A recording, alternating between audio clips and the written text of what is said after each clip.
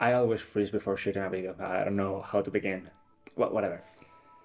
Hi everyone, my name is Guillermo, and in this video I want to share my journey through audio plugin development.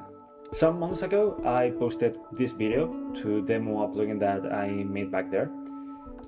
Since then I've made more plugins, but I haven't shown them anywhere. I intended to recreate a lot of pedal effects, but due to life circumstances I've kind of abandoned the project. However, instead of letting it fade into oblivion, I've decided to shoot this video, share my experience, showcase my plugins, and, well, put a closure to this project. So let's start with some background. I have a bachelor's degree on sound and image processing. It is a specialization area of telecommunications engineering here in Spain.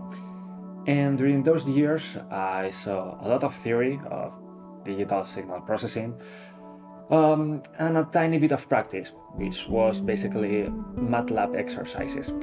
I also got introduced into programming with C++. It was nothing special, just the fundamentals of coding, but I think that learning to code with C++ was a great help for audio plugin development.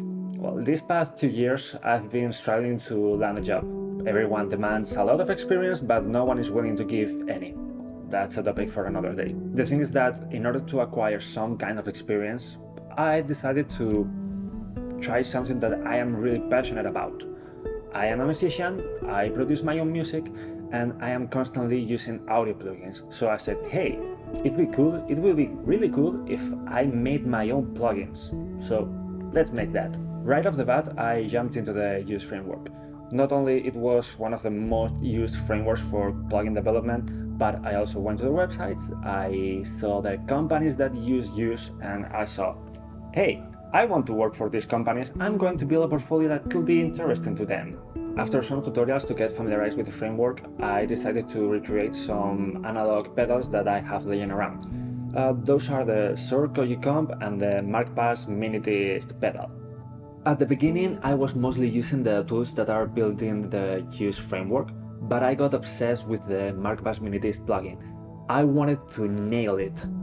That got me into neural network inference, which is basically training a neural network model to emulate the pedal processing and applying it in the plugin. Huge shout out to Guitar ML in this regard. Without him, this could not have been possible. And well, I think the result speaks for itself, so listen to this and be the judge. Tell me if it is good enough.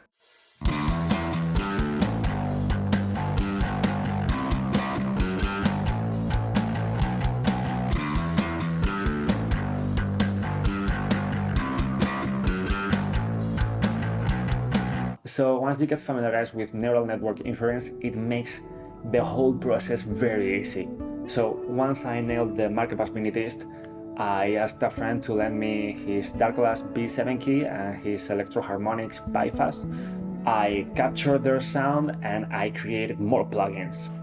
I was focusing on distortion effects, but I had plans for a lot of plugins.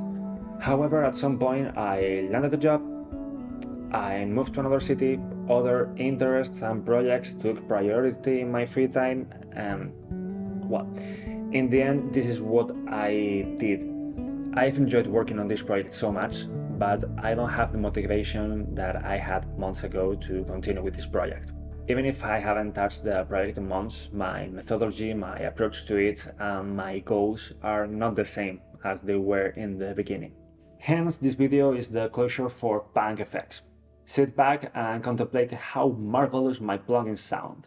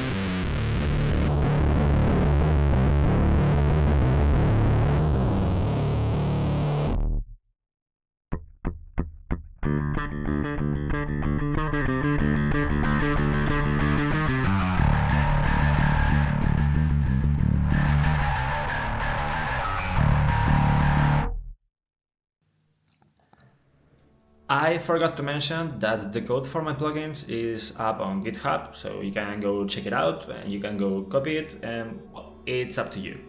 Also, if you want to download the plugin itself, check out the link in the description. Alright, so now I'm going to give some advice for people who is interested in getting into this world. First of all, question yourself. Are you really sure you want to come down this path? Like, are you really sure about it? This type of work is not for everyone. I imagine the ideal profile should be someone who mainly writes code and occasionally plays music, and I'm just the opposite of that. I am mainly a musician and occasionally code. Whenever I have free time, I'd rather write music than write code. And I mention this because it is a big concern. You may imagine that this takes a lot of time, but whatever you imagine is not even the half of it. This takes a lot of time, a lot of energy, a lot of commitment, and a lot of obsession. Think of it as a Rubik's Cube that may contain parities. You start facing the unknown, but with knowledge, planning, and some guidance, you make your way through the problems. However, you may reach absurd issues towards the end of your project that force you to either take a drastic and overly complicated problem-solving approach, or tear it all down and start from scratch. Maybe this is a bit obvious, but don't even think of making money. The plugin market is saturated, and if you don't really love to code, you will burn yourself out before you have the talent to make something that really stands out. So, if I were to draw a roadmap for a complete beginner, there are 3 pillars that you should focus on. First off is digital signal processing theory. Your knowledge should go far beyond what users and what many music producers know.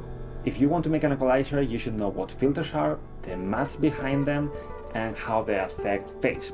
If you want to make a delay, you need to know what a circular buffer is. Fuck that shit. Dynamic effects, time-based effects, frequency-based effects, all of them have their scientific studies behind them, and you should try your best to grasp the raw concepts as best as you can. Oh, and if you're trying to emulate analog equipment, you should also study electronics to be able to analyze the schematics.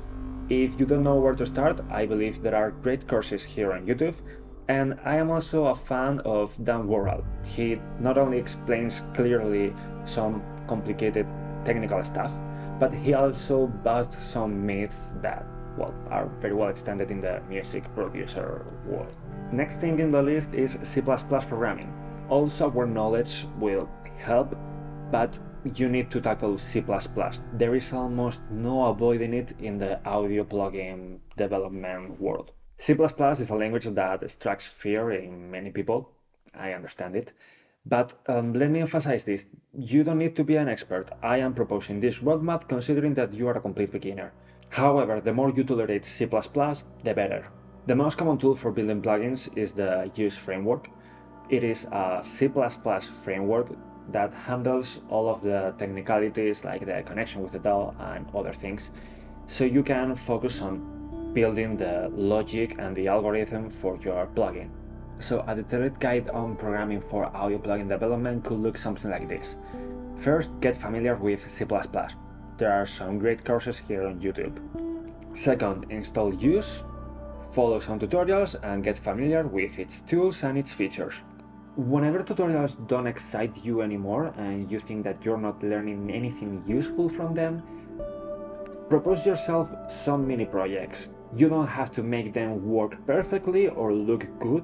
You only need to use them to bring some small ideas into reality. With some practice, you'll eventually come to make plugins that are really useful and you want to share them with your friends. You may realize that your friend uses a different operating system and they cannot use your plugin. It is at that moment that you have to take a deep breath and jump into the amazing world of CMake.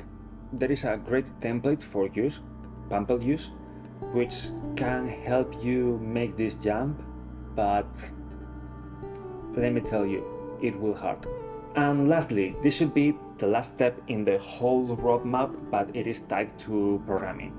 If you've come this far, if you are serious about making plugins, you should consider writing your own tools, not using the tools that are built in the Use framework. In fact, I believe that most professional companies have built their own frameworks on top of Use. And before mentioning the last key element in this roadmap, let me ask you a question. Is graphic design your passion? Because the last key element in this roadmap is user interface design. A great functioning plugin equals nothing if the users don't know how to use it. And unless it is an overly complex, packed with a lot of features plugin, you should not need a tutorial or a guide to use a plugin. Creating an easy to understand and navigate user interface is a work of art in itself, and that's something that you'll eventually have to face if you want to make plugins. Besides, I believe that making good-looking user interfaces is a key element for making your plugin stand out. I still have a lot of work to do on this regard, but if you're looking for help, I suggest checking out the Noisehead audio community on Discord. So let's wrap up with this video with my plans for the future. I enjoy the process of making plugins, and whenever I get to balance my work life and my interests, I will surely come back to this. Recreating effects that already exist has a great value for learning, but I think it's a bit limiting in other areas. Next time I want to be a bit more ambitious and I want to create tools that appeal to a wider audience, not just me. I have ideas for guitar and bass tone suites, kinda like what Neural DSP and similar companies are doing right now. I would like to make channel strips to summarize my whole processing into a single plugin. I would like to try some creative effects, and I'm considering sampling my bass. I love that bass. Do you want me to sample it? It will have to wait for the time being. Meanwhile, if you want to keep in touch, consider subscribing to my channel. I have a metal album project idea that I hope to announce soon. I also have a proggy fusion instrumental rock project. And I also have an alternative rock band. We haven't been active recently, but I'm really proud of that project, so check it out. Anyway, that's it by now. Thank you for being there and see you soon.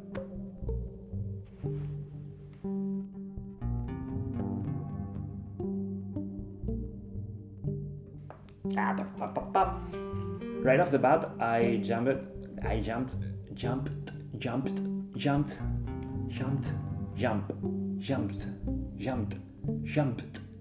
Joder, macho. So, if I were to wrote. Besides, if you want your plugin to stand out, this is my. ¿Puedo hacer esto al mismo tiempo que.? No puedo hacerlo. No puedo hacerlo porque soy retrasado. Joder, tío, 20 minutos de vídeo, me cago en la leche. Todo esto luego hay que editarlo.